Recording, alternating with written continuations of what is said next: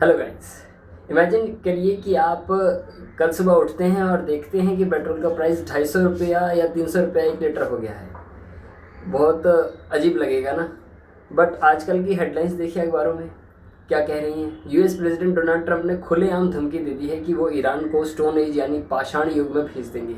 ये कोई normal diplomatic fight नहीं है, ये सीधा सीधा ग्लोबल एनर्जी इंफ्रास्ट्रक्चर पर अटैक है। और जब बड़े देश आपस में भिड़ते हैं तो उसका बिल हम और आप ही भरते हैं। लेट्स ब्रेक डाउन कि ये हो क्या रहा है और क्यों आपकी जेब पर इसका तगड़ा असर पड़ने वाला है। देखिए सीन क्या है। अब तक जंग सिर्फ मिलिट्री बेसिस तक ही थी, लेकिन अब बात एनर्जी इंफ्रास्ट्रक्चर पर आ गई है। रिपोर्ट जो आजकल की न्यूज़पेपर में आ रही है उसके मुताबिक पिछले 24 घंटों में दोनों साइड्स ने ब्रिजेस, रिफाइनरीज और पावर प्लांट्स को निशाना बनाया है।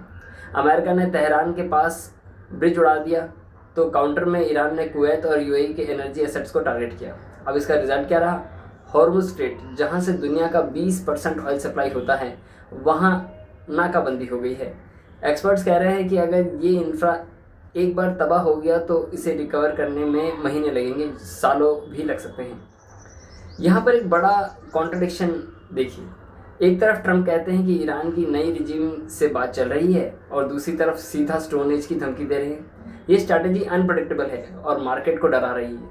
कतर जो दुनिया का बड़ा गैस एक्सपोर्टर है, उसकी प्रोडक्शन कैपेसिटी 17% गिर चुकी है। ब्रेंट क्रूड ऑलरेडी $120 क्रॉस कर चुका है और डर ये है कि कहीं ये $200 पर बैरल पर भी जा सकता है। सोचिए, जब सप्लाई चेन ही टूट जाएगी तो सिर्फ पेट्रोल नहीं, हर वो चीज़ जो ट्रांसपोर्ट होती है, फ्रूट्स, वेजिटेबल्स, इलेक्ट्रॉनिक्स, सब महंगा हो जाएगा। ये सिर्फ दो देशों की दुश्मनी नहीं है, ग्लोबल स्टैगफ्लेशन का इन्विटेशन है, यानी लो ग्रोथ और हाई इन्फ्लेशन का डेडली कॉम्बो। अब हमारे लिए ये रेलेवेंट क्यों है। देखिए, हम अपने देश की बात करें तो हमारा देश अपनी ज़रूरत का लगभग 90% क्रूड ऑयल इंपोर्ट करता है।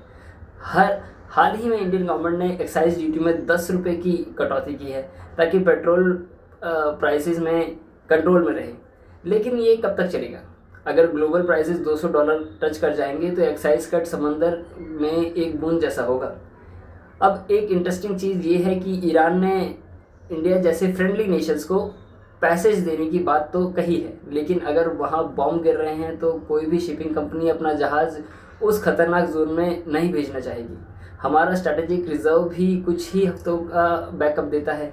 बेसिकली हम एक ऐसे बॉर्डर पर खड़े हैं जहां से एक गलत कदम हमें 1970 के ऑयल क्राइसिस जैसी सिचुएशन में धकेल सकता है। अब यहाँ पर हम कंक्लूजन क्या कर सकते हैं। देखिए, बॉटम लाइन ये है दोस्तों, जियोपॉलिटिक्स अब सिर्फ न्यूज़ तक लिमिटेड नहीं है, ये हमारे किचन और बजट का हिस्सा बन गई है। स्टोन एज में भेजने की धमकी देना आसान है, लेकिन उसके इकोनॉमिक रिपल इफेक्ट से कोई नहीं बच पाएगा। यूथ के लिए तो ये वार्निंग जैसा ही है कि आने वाला वक्त एनर्जी सिक्योरिटी और इन्फ्लेशन के हिसाब से काफ़ी चैलेंजिंग हो सकता है। आपको क्या लगता है कि इंडिया के एनर्जी क्राइसिस से क्या ये बच पाएगा, या हमें एक अब ट्रांजिशन पर और तेज़ी से काम करना चाहिए। कमेंट्स में बताइए और इस रियलिटी को अपने दोस्तों के साथ शेयर कीजिए। See you in the next one. Bye.